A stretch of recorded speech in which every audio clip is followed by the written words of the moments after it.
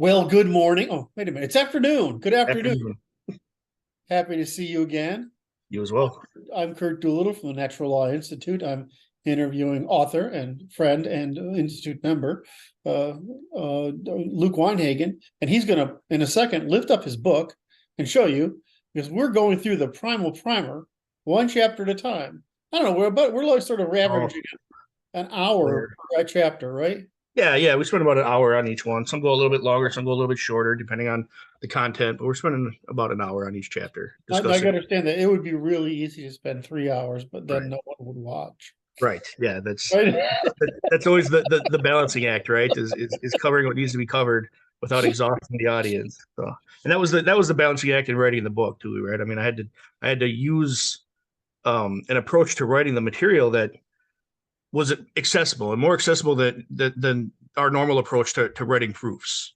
Right. Or we would have exhausted the audience before they got anywhere through the material. And so it's very much and that's the reason I approached it as a primer, right? As a basic book of instruction.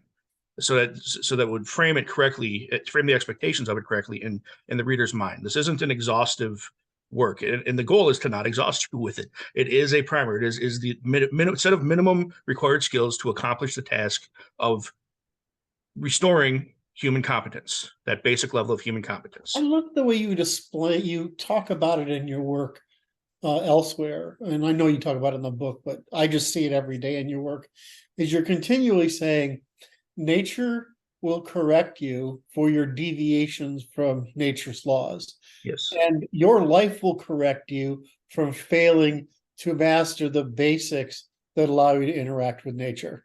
Yes. Is that like sort of the way you look at it? So it is inescapable. Right. And this was I've gained a lot of appreciation working through this because I'm learning, right? I'm learning like your audience does. And right? So, we always think of there's basic physical fitness.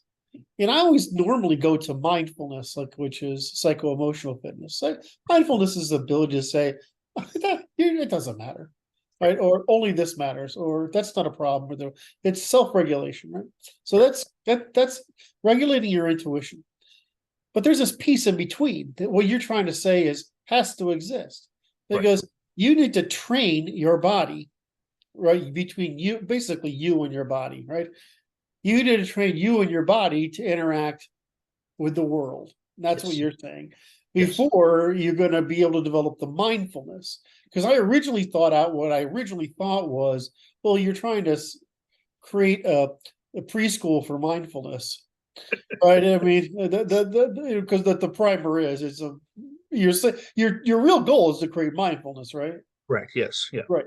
And so I didn't quite get that. I didn't get I've said this every freaking meeting, but I didn't quite get what he was trying to accomplish in the beginning. So you want that, and then of course you have education and then skill development, right? Right.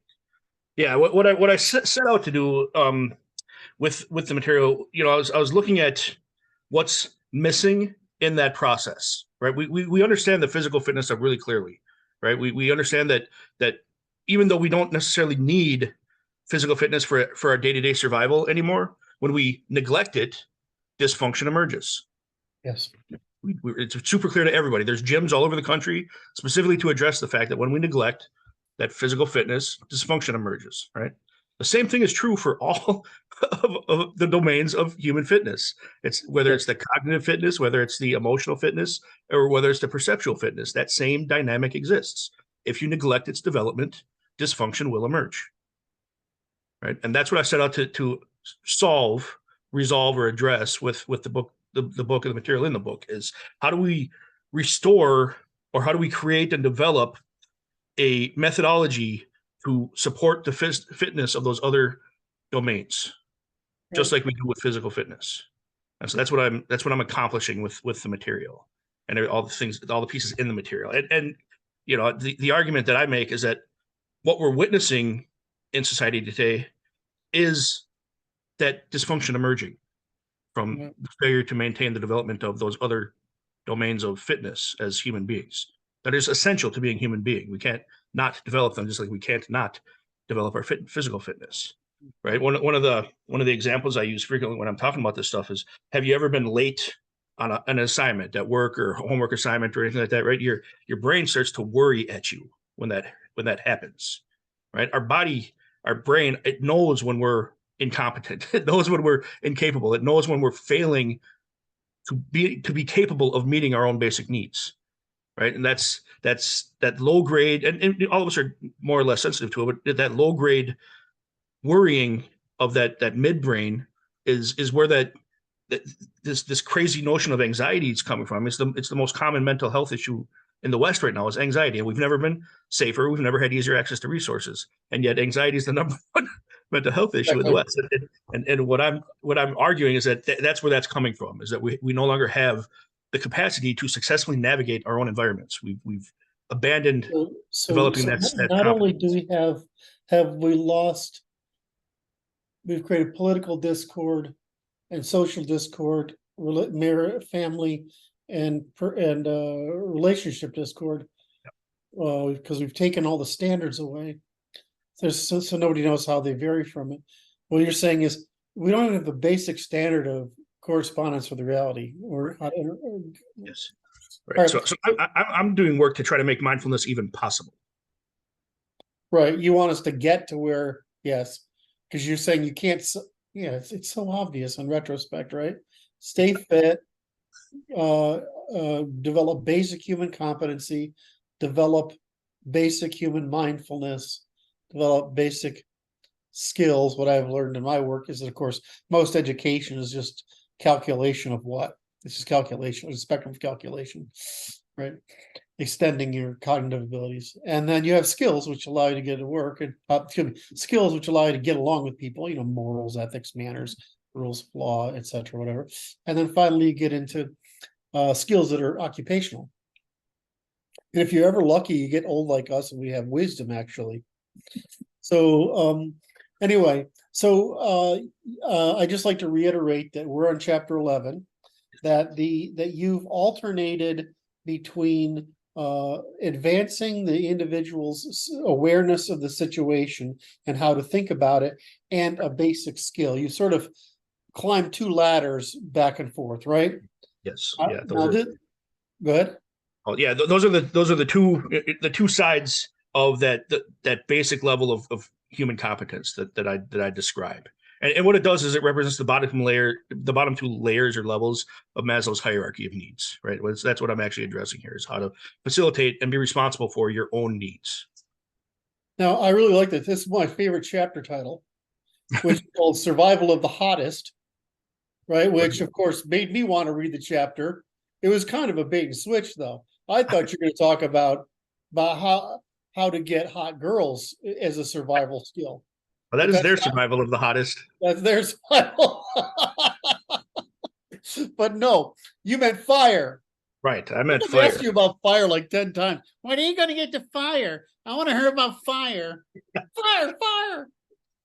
Well, it's kind of fire is kind of the quintessential survival skill, right? So whenever people are thinking, oh, you're going to teach me stuff about how to survive, they're thinking, you're going to teach me how to make fire, right? But if we look at the history of human development, human evolution, of us evolving as a distinct species on the planet, fire is very recent compared to our own evolution, right? I mean, the human ancestors existed for millions of years before they ever discovered or were able to apply the use of fire, right? So it's a fairly recent innovation. Now, that said, it's a huge force multiplier, right? It transforms the way we interact with all of nature, being able to control fire. So it's an enormously important development, but it's a late development in the evolution of humans compared to like how to hunt and how to gather and how to get acquire water and things like that. It's in the set of basic fundamental skills for keeping a human alive. It's a fairly recent innovation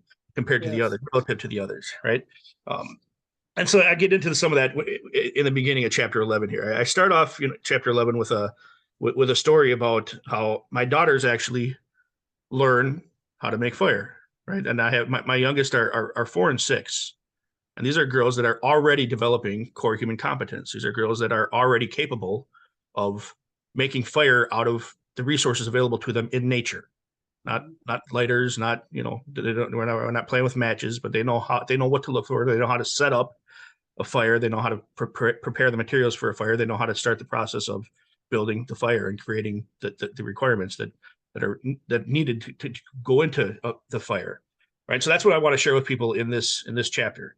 But to begin with, the reason I use the story of my kids being able to do it is because if my 6-year-old can develop this competence, anyone capable of reading this material can develop the competence to create fire, right?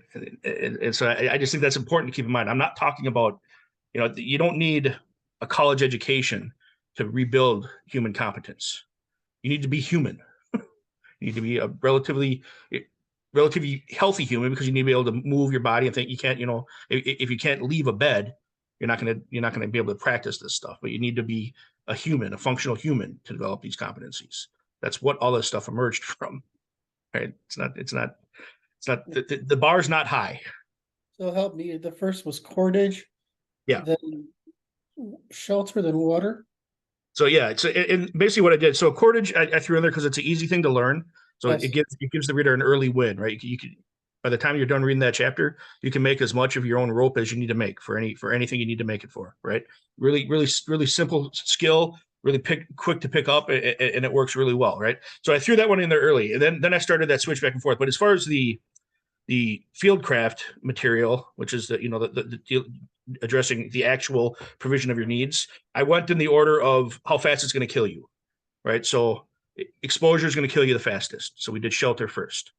Then lack of water is going to kill you next fastest. So we did water. Then lack of food is going to kill you the fastest after that. So we did food after that. And now we're on fire, right? Because that's going to kill you slower than the other ones. So that's kind of the order I'm going in for the field craft skills, is how quickly the lack of that skill will kill you.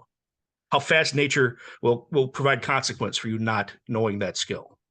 Right? It's kind of the order I'm building those in. Because each one, once you get that first one in place, then you have time to do the next one. Once you get that next one in place, then you have time. You're buying yourself time to do the one afterwards in the series, in the sequence. So Well, I didn't make a connection at the time, but if you've you know anything about building shelter, having cord, makes it a lot easier. yes, To build shelter. yeah. Yeah. Anyway, so okay, so this is fire. Uh, is it really that uncommon that people know how to? This probably is, right? They all know how to use matches. Nobody knows how to make fire. Nobody knows how to make fire. Nobody knows how to make fire. We're talking about fractions of a percentage of the human population right now knows how to make fire out of their environment. Yeah, it's Weird. and the wild thing is, the crazy Thank you, thing. Boy Scouts. Yeah. Yeah, they even get we had it was different. You could do it with matches or out, without. Yeah. Right, when I was in Boy Scout. Okay. Yeah, and when I say that, what I mean is we a lot of us know how to use technology to create fire, but very few of us have the skill to create fire. Right. And that's what we're looking at specifically in the book here. And that's I think that's an important distinction, and it's relevant to this conversation. There's a difference between prepping and skill development. Prepping means you're accumulating the materials, the tools, and the resources on hand and storing them somewhere, right? Like you have the extra food, you have the extra water, you have the ferro rods and things like that to make fire and things like that. You're accumulating the tools that make all those things easier, that make all of these skills easier. But that doesn't mean you're developing any of the skills, right? So you're not in the process of preparing, you're not actually restoring or rebuilding or facilitating that foundation of core human competence. So even the expert prepper that has all these tools and knows how to use all these tools benefits from developing these competencies and restoring these competencies, right? Because let's say you store all your food in your garage, and the very first thing that happens when the world goes to hell is somebody burns your garage down. All that prep was for nothing. Yet once you have these skills, nobody can take them away from you. Right. It's a safety mechanism that you carry with you everywhere. The situational awareness and the fieldcraft stuff. It's a safety you carry with you, no matter where you are. And that's just a matter of your ability to extrapolate from that foundation and apply it to whatever situation you find yourself in. Right.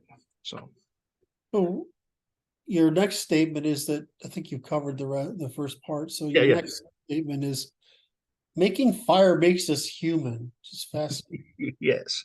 Yeah. And again, in this section, I Like, go back. it's like you mean you got to be burned at the stake in order. I mean, that's the wrong Well, direction, isn't it? well, it's not the wrong direction if you think about it, right? What do we talk about frequently is part of evolution is, nature wipes out the unfit, Yes, that's true. and that we're participants in that process. So when you have those individuals that are killing everybody around them, our role as representatives of nature is to eliminate them from our population, to eliminate the unfit, right? So, and we've used fire in that regard in the past. So yeah, it plays a role in there too. But yeah, so in this section, right, making fire makes makes us human. I go back into the fact that fire is relatively recent, but it's also very essential, right? Our ancient ancestors got along without fire, but that's all they did was just get along, right? I mean, they were hunters and gatherers, but they weren't converting one resource into another resource through the application of heat, right? They weren't transmuting resources yet. Huge savings in digestive Yes, calories. absolutely. Yeah, and that's another one of the points I make in there is that it expands the available sources of calories enormously by using fire, right? Right. And if I'm just going to insert this just because Yeah. it's fascinating, is that largely what we've traded is digestive capacity for legs and brains. Yes. Yeah. Right? I mean that's really what we've done, right? So we are persistent runners. Yeah. Because we're persistence runners on two legs. We can breathe when we're running, and nothing else can. And so we basically can make them run them until they're tired, right? Yep. Yeah, and that Nothing, was if you study it, that was what early hunting looked like, yeah. right? As you Run, chase them till they run drop. until they fall over, then stick them with a pointy thing or Right. hit them with a rock. Depending on what kind of research you're looking at too, that was how early mating occurred as well. So just run them till they drop. I'm joking. I was going to say I don't think that's true, but I like that story. Just kidding. Oh, yeah. Different kind of hunting. I don't know. They chase you pretty well too, Um, so also in this section, in this making firemen as human, I go into or I want to make the reader aware of the fact that fire making it by hand, it takes a lot of practice, more than any of the other physical skills that we're developing out of the material here, out of the book. This is the one that takes the most practice. It's the one that's the hardest to learn. It's the highest bar as far as skill development in I the book. remember how tiring it was. Yeah, it's hard I work. had no idea. Because you think as a kid you're going to sit down there, even if you do it with The bow. the bow, you think it's going to be like zing zing zing, and then you're going to get friction heat, and you think that spark is going to last long enough to light whatever you've got around. Right. It doesn't work that well at all. No, it does not work that well at all. No, so it's hard work and it burns a lot of energy. So it's an actual commitment that you have to, or it's an actual calculation you have to make when you're looking at, what situation am I in, and do I have the energy to burn to make fire? And will I benefit enough from the making of fire where it's worth doing? Right now, we mitigate that by practice. Right, all of the material in the book needs to be practiced in order for it to become useful to you. Right, but this one, it's unavoidable. This one, it has no use to you if you're not willing to practice the skill set of making fire, right? Because that's where you gain efficiencies, is when you get proficient with how to do the process, how to do the methodology in fire making. Then you're burning less resources to make the fire than you would if you didn't practice. Right, so it makes a significant difference. Right, again, you don't have to become a master at this, but you need to be develop. You need to practice skill enough to become proficient. And this one, just like the other ones, right? So it takes some dedicated effort to build the skill of making fire by hand, right? So it's a big one, and I just find that this one, it's a good time to remind the reader that that's true for all of the skills in the book. That in order to extract the most benefit out of reacquiring these abandoned skills, you need to put them into practice enough so that your brain knows you can do them. So I expect in our what do you call it, in our preparation for the chat here, you made more of an emphasis on that, and I think that we didn't make it in the beginning introduction. So I think you should take that opportunity to explain a little bit more how this isn't, you need to practice. Yeah, yeah. And we talked about it a little bit. I mean, when you don't have a skill that your body needs you to have, or your brain needs you to have, you're there's consequences of that. Dysfunctions start to emerge out of that condition, of incompetence, out of that condition of lack of competence, not even incompetence, but just lack of competence, right? Just like we need the physical capacity, you need to be able to, for all of those basic level needs, that those physiological needs, the food, water, shelter, the safeties, the security. If you can't do those things, your midbrain is going to be constantly working at you, trying to remind you, trying to drop that drip of anxiety is going to always be there, right? Trying to tell you that there's something missing from you as a human right now. There's So something you're trying to say is you have to do these things enough that they suppress that. Yes. Like you have to develop. Basically, what you're saying is, it's like when I was a kid, they made us do the gymnastics on the bars. You have to actually do it enough that you have confidence that you can do it without thinking too hard about it. Yes, absolutely. Yeah, absolutely. It has to become integrated into you, right? And that used to come just from daily life exposure, right? Because we were doing these things all the time. Just like we didn't have to have gyms thousands of years ago because we were physical all day, every day.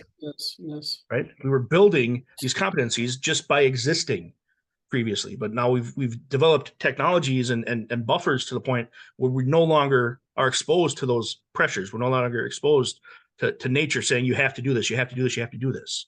So we have to reintroduce it intentionally.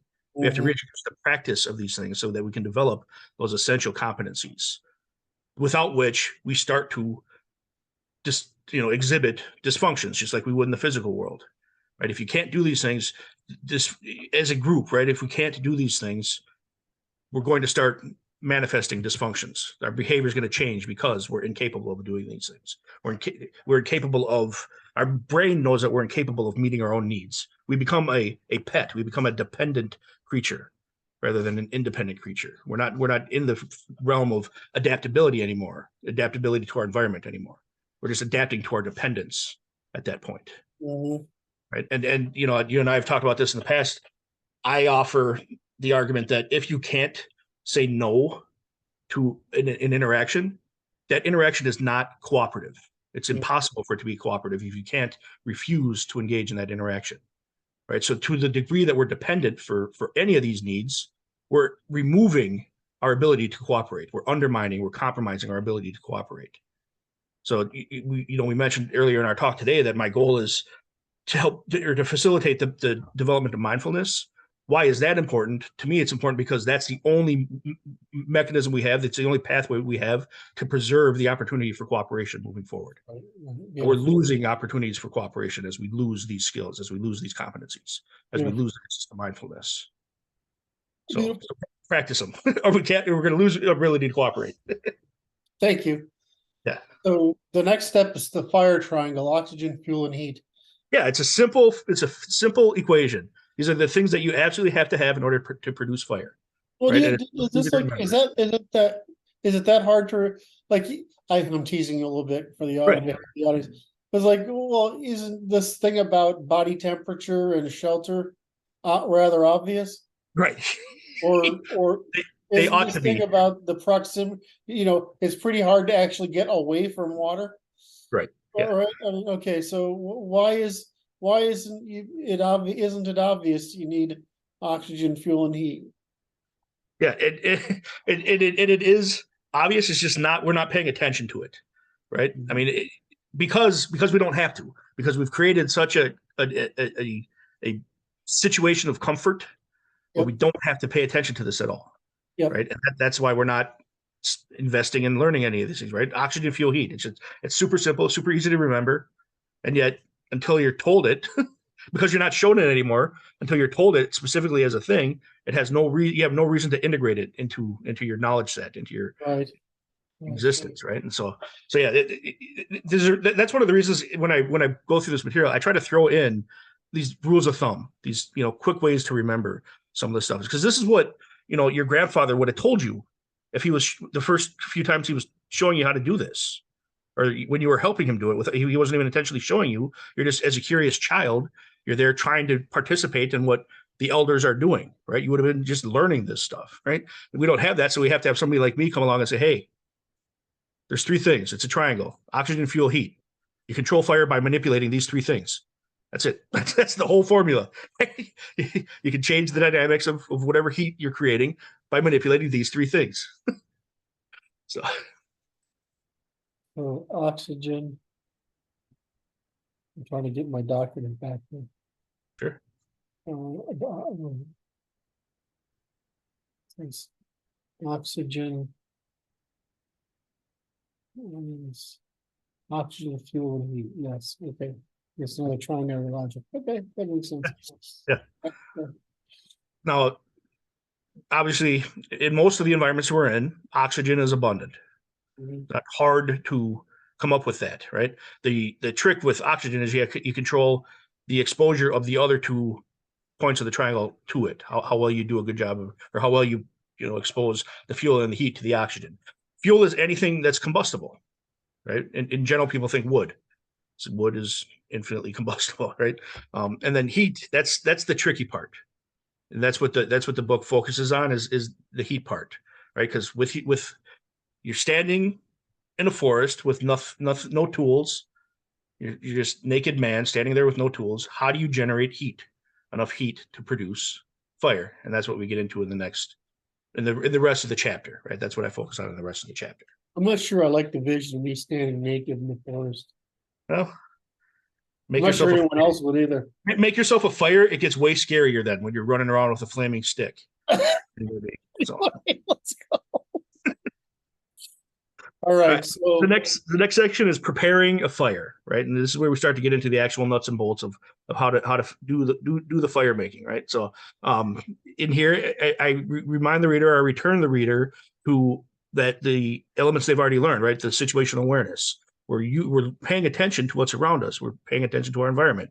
We're identifying resources in that environment as we move through it, so that we're able to convert those resources into fire, right? That's another thing that we're paying attention to the resources around us for. That's another reason why situational awareness is valuable to us, no matter what environment we're in, whether it's human threats or we're looking at environmental opportunities. We want to be paying attention to all of those things all the time, right? So in this case, we're looking for the raw materials to make fire. We're looking for things we can use as tinder, things we can use as kindling, and things we can use as actual fuel sources for the fire itself.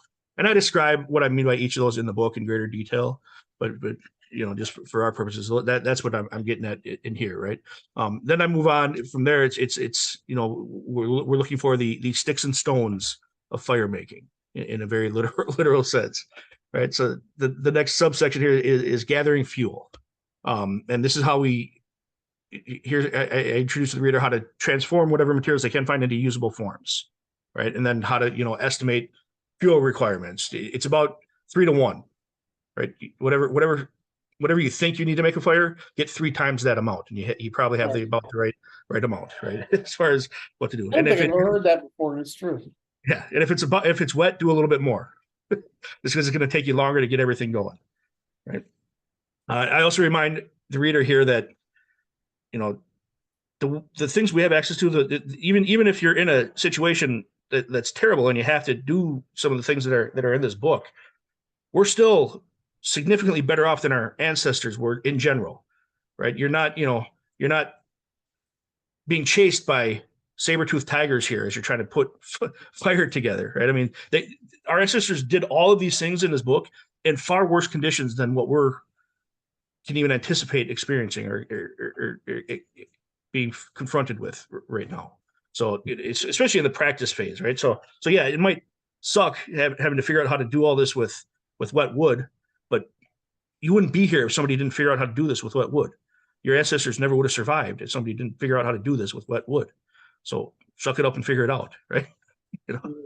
It's kind of the point of this section of the book, right? Site selection. It's important that the reader, if they've never done anything like this before, pay attention to where you're building a fire. I can't do it in my tent? Well, you can. It just won't serve you very long.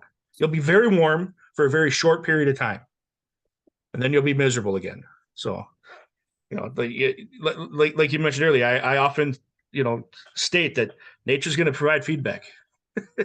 So you'll learn real quick if it was the right or wrong thing to do, because nature will provide feedback. So my suggestion is don't build it in your tent. Don't learn that lesson the hard way. You know, you want a clear ground. You don't want to create a fire that's going to light everything around you on fire. So don't find the biggest pile of dry leaves in your vicinity and build your fire on top of that, right? Because that's just going to spread fire out of your control, right? So you want to be able to control your fire. You want to be able to, you know, create as you want to optimize the conditions for the production of fire. So you have to put as little energy into producing as possible. It's kind of what I'm getting at with this section. The next one down is the bird's nest, right? And this is any kind of material, but it's a small, like fist size, like a bird's nest ball of material that's easily combustible. You want it as frayed and thin and wispy as you can get it, right? So if you can find, you know, like it's the same stuff we use for cordage. If you can find the inner bark of a tree and you know, slide your hands along it and grind it up so it's all frayed and separated, so there's it gets a lot of air movement through it and stuff like that. That's the kind of stuff you want to be making your fire bird's nest out of. This is what's going to catch the ember you produce when you're creating friction using the methods of friction producing that we're going to go over later in the book. So before you even start the process with, you know, your fire bowl or your hand drill or anything like that, you want to have a bird's nest available, because like you said, the ember you produce, it's not going to live very long, and so you want this stuff ready to go the minute that ember catches, so that you can get on to the next step. What's that? And it can be really disappointing. Yeah, disappointing, frustrating. It can really, you know, it's like getting the wind knocked out of you in this process, especially if you feel like you have to do it. Man, it can really throw you off. The next section, right? And this is all stuff that you want to do before you start to try to make the fire, right? So the next one is the stack and flow. And in this section, I walk the reader about how to control fire using airflow, right? That oxygen piece of the triangle, right? So how you arrange your fuel and your tinder and your kindling, it's going to impact how easy that fire catches and how that fire burns and what that fire gets used for, right? The different ways you stack your fire produce different types of heat, right? They consume resources in different ways. So it's important to at least understand a little bit of how that works when you're thinking about how to build your fire.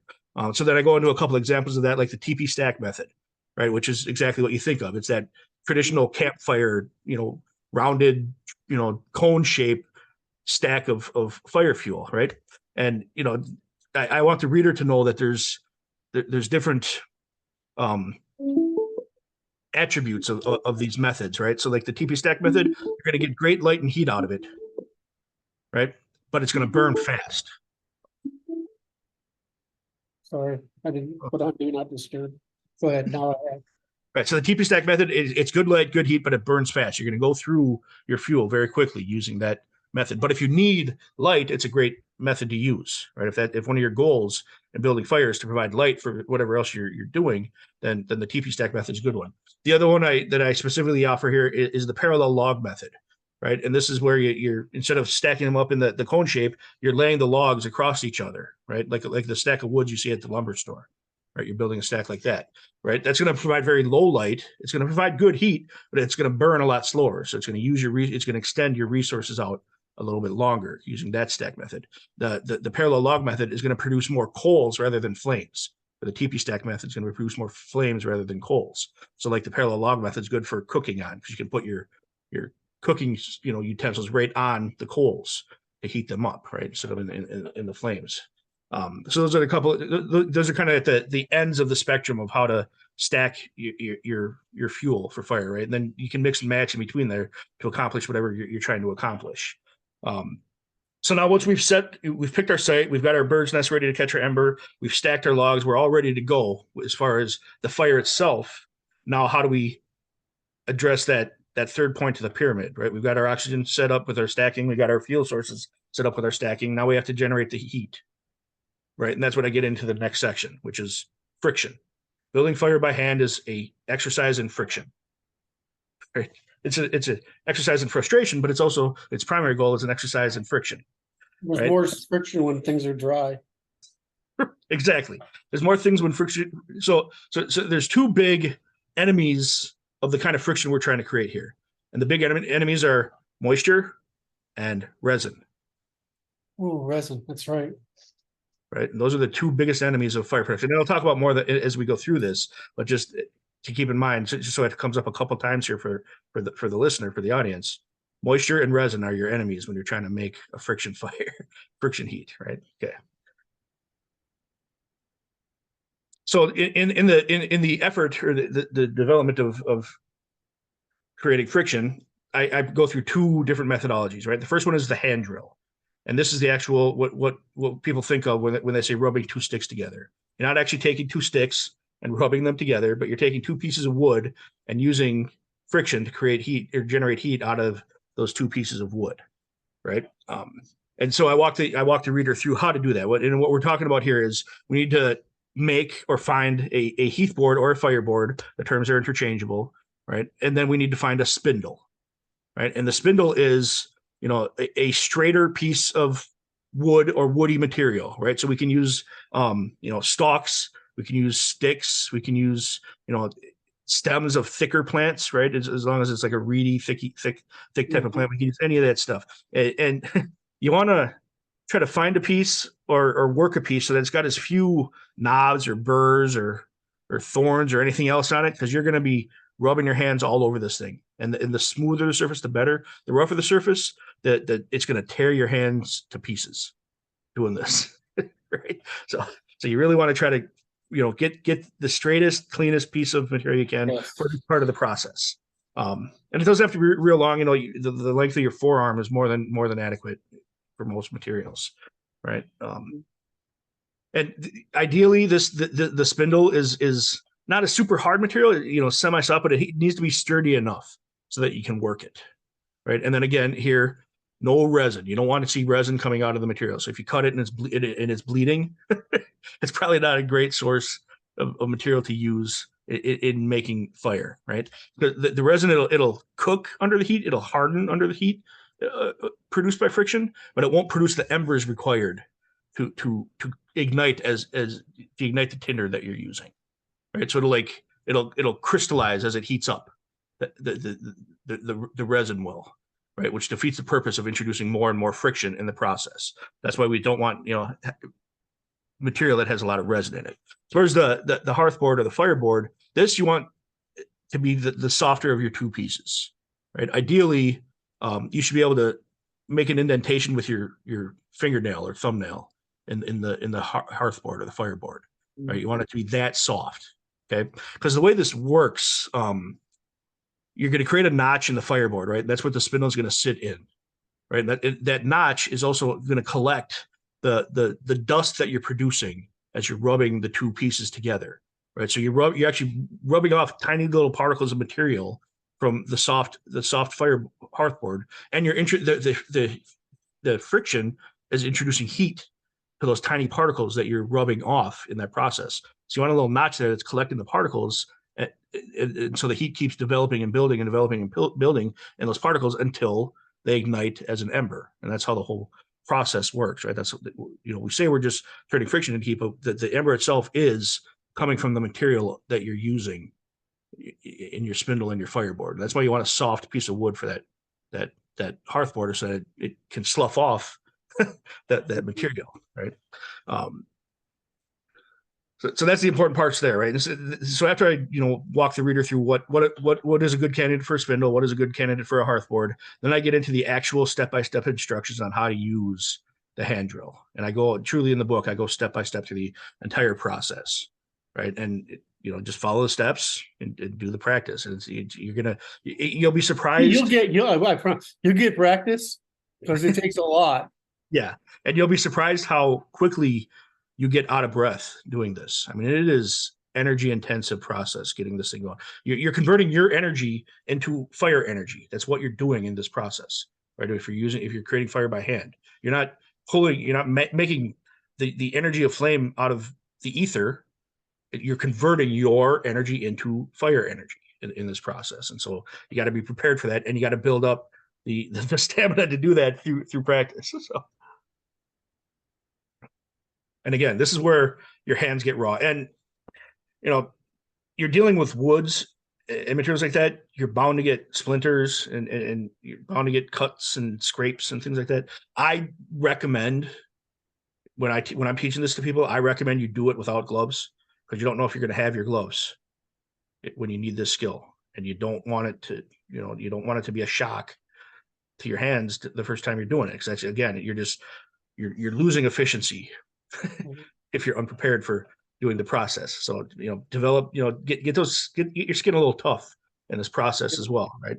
So you don't want to, you want to optimize the chance of the fire making to be successful, but you also want to optimize your skill development in the process of making fire, right?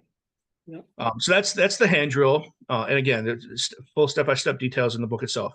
The other one I go over is the bow drill, or the spin it exercise, right? Because it's like this is very much the same as if you ever saw one of those child's tops with the string that you pull, right? It's that same concept we're applying here in the bow drill. It's that same mechanisms at play here. The other cool thing about the bow drill is it incorporates the cordage you already learned how to make. So here's a great application of where that cordage comes in really handy, becomes a force multiplier for you. It's like you're multiplying a force multiplier by having both of these skill sets, the cordage and the fire making, right? So it's great. I love it when tools pile up like that and make us more efficient, right? So the reason they call it a bow drill is because you're going to make a bow, similar in design to one you'd use if you were doing archery, right? It's the same kind of thing. Now, in this case, you don't want the string, the cord, to be as taut as it would be in an archery bow and arrow, because you're going to be wrapping it around to create the friction around the spindle, or create the motion around the spindle. Now using the bow, the bow drill method, it's easier on your hands because your hands aren't the ones spinning the spindle. They're not the ones doing all the work. The cord is doing all the work in the bow drill, and you're just moving the bow back and forth to make the cord do the work. Right, so it's a lot easier on your hands. Now, it also, like the hand drill, the bow drill requires a spindle, usually a little bit thicker spindle than the hand drill one. It requires the hearth board or the fireboard, same as that, but it also requires a bearing block, right? And that's what I get into the next area here, because I jokingly, when we started, I talked about sticks and stones is what you're looking for to make fire, and this is why. If you're going to do the bow drill, stones can make a good bearing block, right? And all the bearing block is it's something on the top of the spindle to hold the spindle in place, right? So that as it rotates, it stays in position, right? So that it's something you can apply downward force on, so that you're creating friction through the whole process. So ideally, it has a little bit of a concave shape to it, so that the spindle is not sliding out from underneath it, right? You don't want it convex and having the spindle slide off. So you want it so that it'll hold the spindle in place. We were taught to use wood back then. And what's the difference? Well, the reason I look for, basically, you want a harder material than whatever your hearthboard is, right? So wood is fine as long as it's harder than that. Because what we want to do is we want to minimize the amount of friction that's being applied to the bearing block, because all that's doing is taking away from the amount of friction you can apply to the hearthstone, right? Using the same amount of energy, right? So all we're trying to, that's why I like to find stone if I can, because that's going to be the least amount of friction going into the bearing block, which maximizes the friction into the hearthstone with each stroke of the bow, right? So absolutely, one of the things I talk about in this section is it doesn't have to be rock. You can, anything that's hard, basically anything that's hard that you can notch enough so that the spindle will sit in place into is all you're looking for here. You can use a shell. I can't spin that into anything funny. I just can't find it.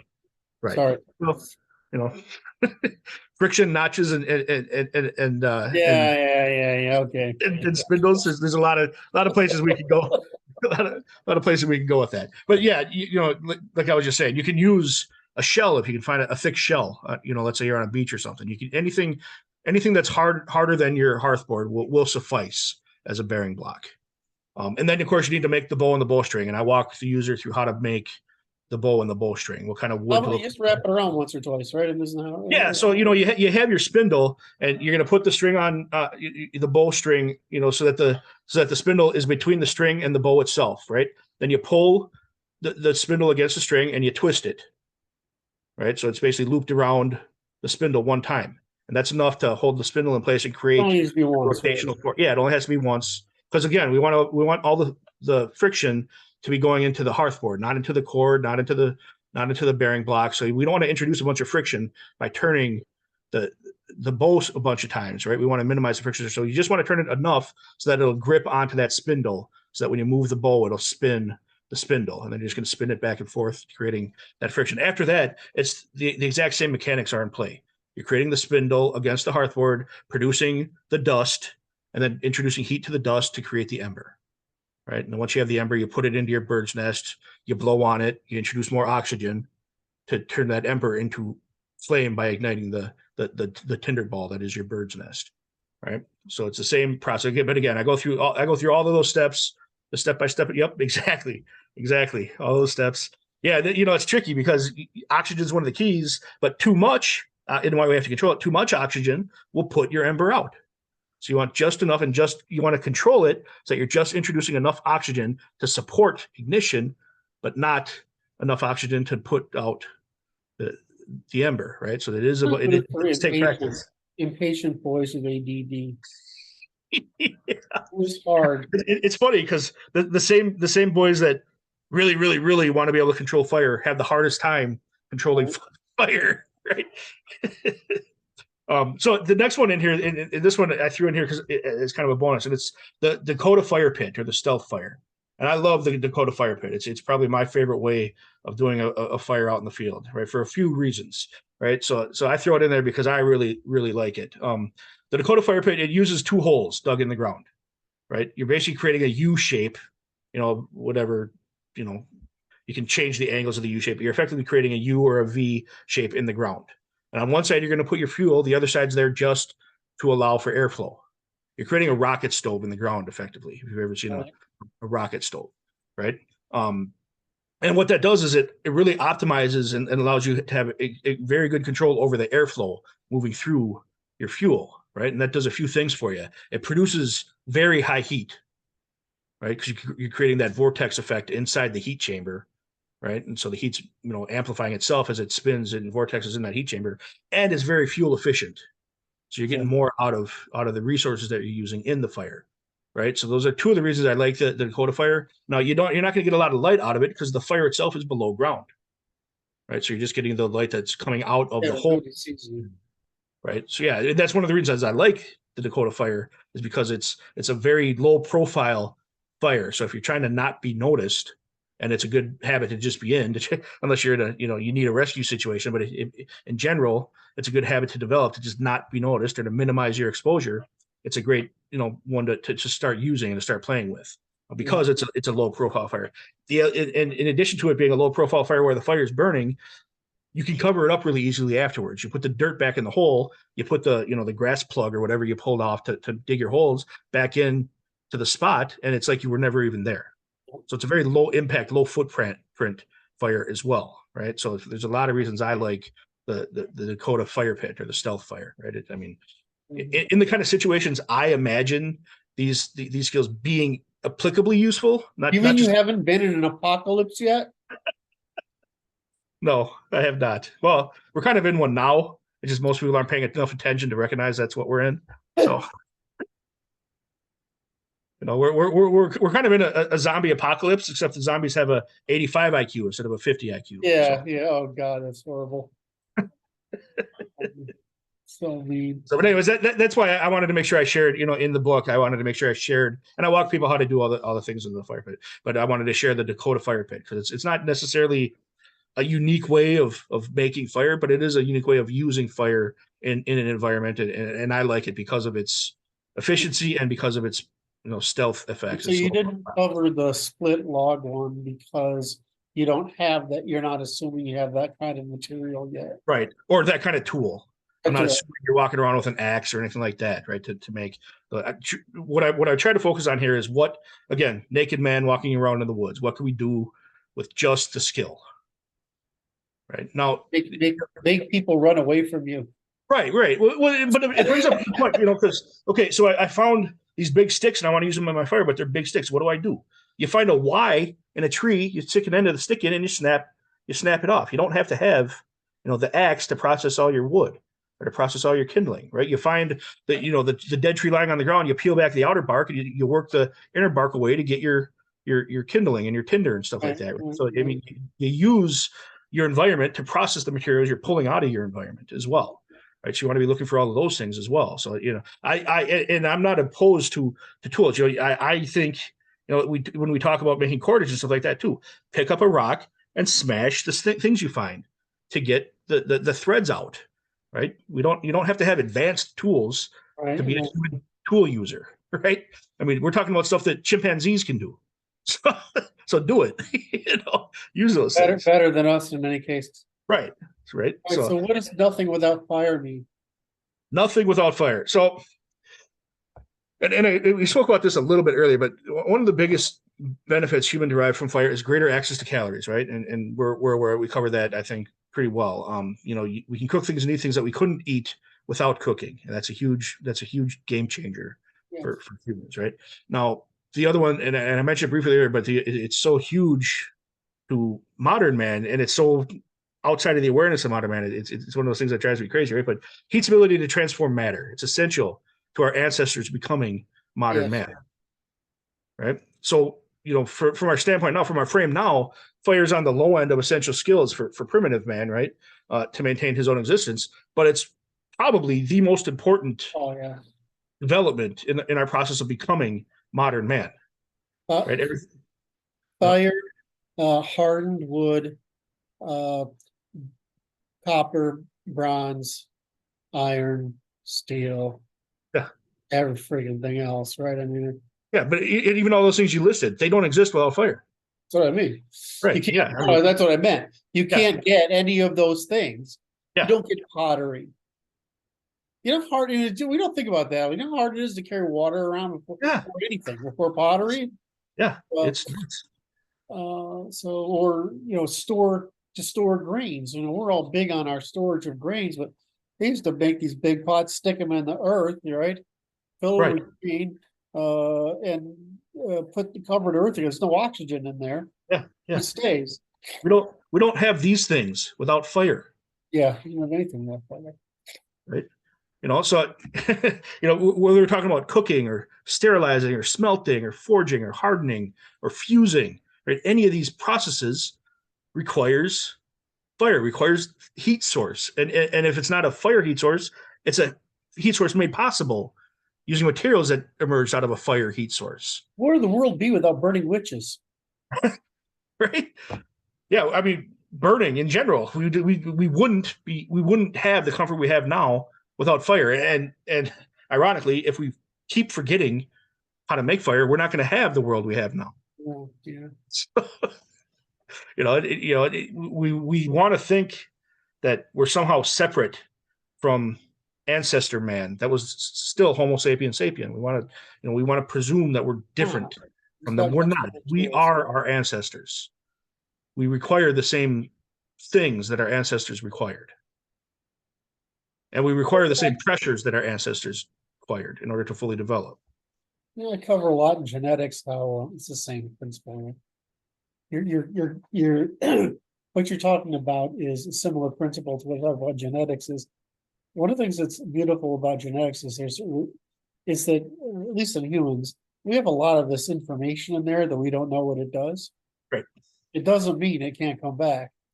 Right. So one of the things that's good about genetics is that you actually can fall back in some cases.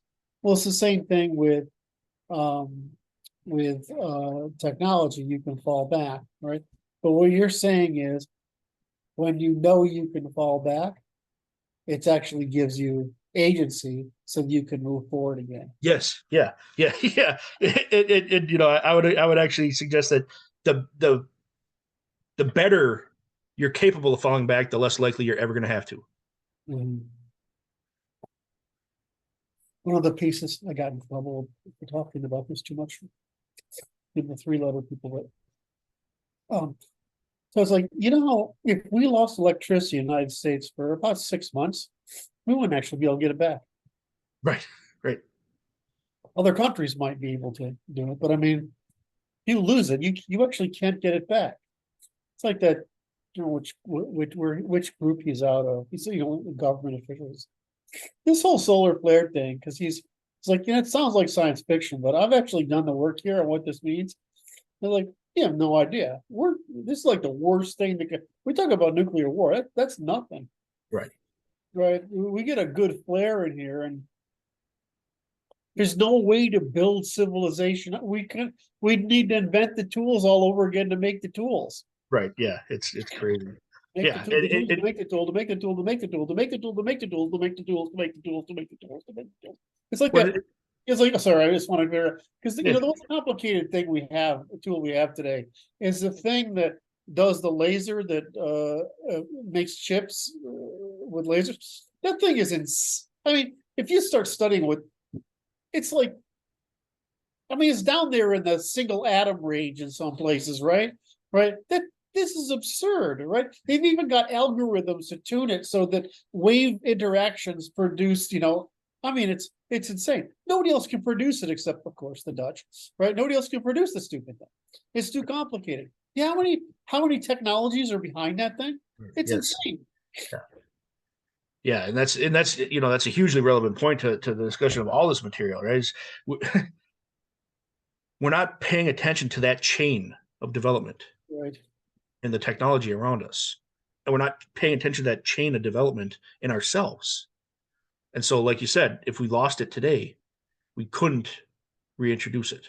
We don't have the chain in place anymore. The first example of this in economics they teach you is iPencil. Yes. Right, which is nobody actually knows how to make a pencil. Right.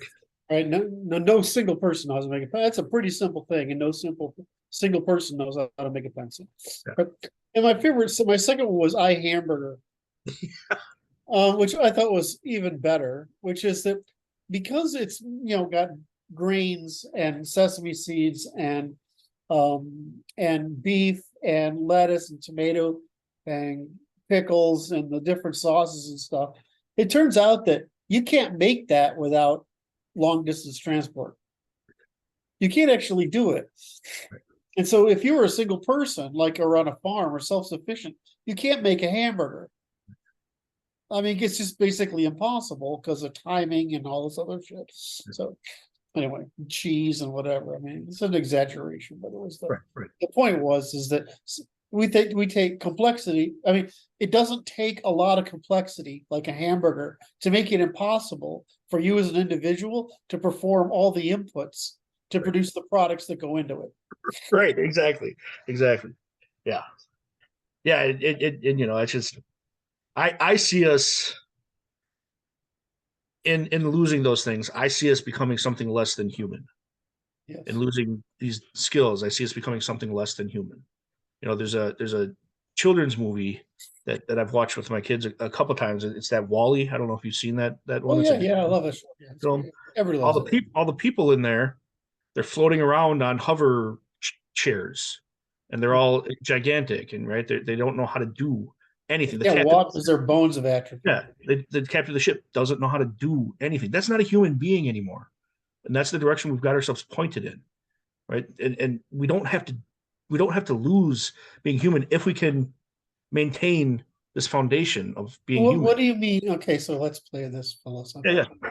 So what does that mean, being human? Because you mean what I think? Because what I think you mean is being self-determined by self-determined. Yes. Yeah, that is what I mean. Okay, you can't be self-determined by self-determined means. You're the dependent and victim by everybody. Right. And you feel incredibly secure because all these safeties are around you, but you take for granted that those safeties are built on a hierarchy of complex dependencies by people who actually don't know any more than a tiny part of the phenomenon that produces the output you're dependent upon. Yeah. Like, I mean, I know how to make gasoline. Right. It's actually not that. You need to work at it. Right. Yeah. I mean, it's work because it's basically that you need the tanks and the fuel and all this other shit, right? But I mean, I know how to make gasoline. It's not like it's not. I'm not saying I would make it well, right? But I don't know how to make fuel oil and gas. But you could get to the point of making it well if you had to. Right. So. But I mean, that's really low level. That's like saying I know how to make iron. Well, I mean, I know how to gather iron. I Right. know how to, play the dirty game of you've got to basically reduce it 3 times, right? Right. Right. And then you need, if you want to make it into steel so it's actually useful, you got to deal with the oxygen thing, which we were bringing up, because it's the same problem, right? I mean, in order to make steel, you've got to get crucible, right? You got to get really high temperatures and get the carbon mixed in there. So it's got to be relatively pure. And so, I know how to make these things, but those things sound complicated to the average person. They're actually not. You want to complicate the stupid shit we're working on right now. When I was a kid, I was able to use, real resistors, real capacitors, real wires, real diodes to build little things. You can't do it anymore. I mean, you can really, but I mean, for all intents and purposes, you know how hard it is to work on these things. I mean, you watch these guys that work on the iPhones or they got a loop on their eye or like that, and there's the little pieces, the capacitors and resistors. They're just flakes of metal. They're just basically like the size of 4 grains of sand, right? And you're like, it's like, and how do you even know what that one does? Right. When I was in engineering school, yes, I went to engineering school. You had things like you could hook things up to equipment and breadboard them and figure out how things went together. And today it's like I look at the inside of these things. This is just basically it's disposable. Right. Yeah. I need a new motherboard on my other. I have 2 identical these fancy laptops, Apple laptops, and I need a new motherboard. You know why? Because the freaking fan connector is made of this little part that's made of plastic. Yeah. It cracks if you. It's like this really fragile ribbon and this really fragile piece of plastic that sort of snaps in, with like soft fingertip pressure. But if that thing breaks, you can't fix it. No. Yeah. Well, and that's, So it's the same. Yeah, that's the most. I'm just saying. Is this the most? Luke is saying that's what happens to a person when you can't make fire. I mean, I'm sorry if I went too long at ARC that time. No, it's good. It's good because what you're demonstrating, even in our technology layer, the further we get away from nature, the more benefit we can extract from technology, but the more vulnerable that technology makes us, because that little tiny plastic fan part can disable your entire computer, right? Because we're that far away from nature, with simple machines and levers and things like that, right? We're just that far away from it that it's fantastic that we can do that. And I'm not recommending to anyone that we get away from technology. That's not my aim with any of this stuff at all, right? I'm looking for the path forward. Technology. Yeah, I'm looking for a path forward that integrates progress with humanity. So it's like somebody asked this the other day, and I had to disprove it, but I like the argument. Like, you know what wood carvers were like the German wood carvers were like in the 1800s, 17 and 1800s. I mean, I used to buy antiques from over there. Right? Holy shit! Right. These guys are. I mean, it's unbelievable. Right. Now, do you know how many guys can do that today? Well, it used to be a lot of them. Right. No. You've got to find a guy that's been doing it for 40 years because that's how fucking long it takes to get that good at that many different things. Right. And because the real answer is you need to start when you're 9. Right. Yeah. Right. Maybe 7. It used to be a craft. Now it's an art. Right. And so now somebody said to me, yeah, but you can't make sculptures like that anymore. And I'm like, well, because sculpture is my thing. So I'm like, you actually can, but let's discuss the difference. They've taken this Rodin came out and he came out with Michelangelo, right? And he produces the David with the big hands and the head, right, and the big feet, which is a just important appeal to the inner mind, right? The way we see things, the way the Greeks had built, the steps, so they were slightly curved, so over long distances they looked straight because of your optical distortion, right? So if you look at guys today, they actually can't. You know they can't? Because they've actually never seen anybody fit. right, of that nature, and they actually can't seem to get weight right. Right. Whereas if you look at, I mean, no, I mean, I don't want to compare. It's like compare everybody to Michelangelo, right? I mean, it's fucking insane. We probably can't build a cathedral anymore. Not because there isn't one guy who knows, but because there aren't 1,000 guys who know. Right, exactly. Yeah. So that's what you're getting. So I'm not really. So I think that, the difference is we become, you're trying to say something essential, which I didn't get, which is the physical fitness, the basic human competence, the mindfulness that results, the grammars, which is how I see all the disciplines of calculation, and then the skills. And I'm sorry, I should put in there there should be manners, ethics, and morals there. After mindfulness, it should manners, ethics, morals, dress. What do you call it? Hygiene. And then it should be, the calculations and reading and writing, arithmetic, and all the other disciplines. And then it should be the specific skills applied in a particular context that are employable. But you need all those things. And what I'm saying is, well, we're not teaching the whole person anymore.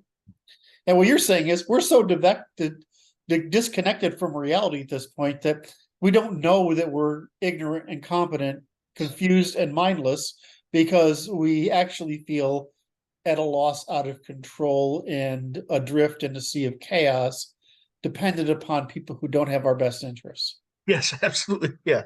Yep. That covers it. That's the reason I wrote the book right there. Why did you have to, you're always doing that. You see what Luke does? He says, here's something really horrible you need to pay attention to that will make you aware of just what's screwed up. And now that you're aware of it, see, I'm making you press a button because this is my button you're pressing.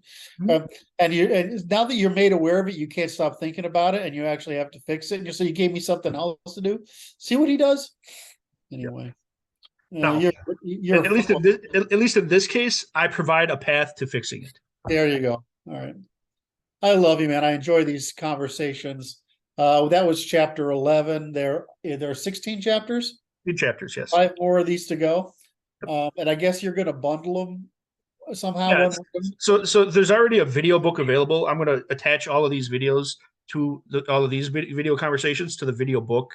Right. And then, of course, they're available on YouTube and things like that as well. So they're accessible to anyone. I would recommend, particularly for the guys in our circles, these conversations show them how the material in the book and the material I teach lines up with our efforts in natural law. Right. Exactly. So it provides some clarity in that regard, because I didn't write the book with the natural law audience in mind. Right. The book is very much written for a general audience, but so for our guys in particular, these I think these videos are essential. They connect the two. Yeah, they're essential to understanding the book from the frame of natural law. So, all right, I love you, man. You're a great friend, a person of immense character. I love you deeply, and I really have a fun doing this. So I'll see you next week when we address chapter 12. Did you get everything across you wanted to? I did. Thanks a lot. I appreciate it. I really appreciate your time today, and I love you back. Book. Yep, absolutely. So all major booksellers have this. You can get it on Amazon. I'm on Twitter at LukeWeinhagen.com. If you find the Natural Law Institute, you can find me as well. We're all working together there. So just seek us out. If you have questions, shoot me a message. I'm available. So. And he's awesome. He's very smart, man. All right, love you, man. I'll talk to you next time. Bye-bye. Thanks a lot.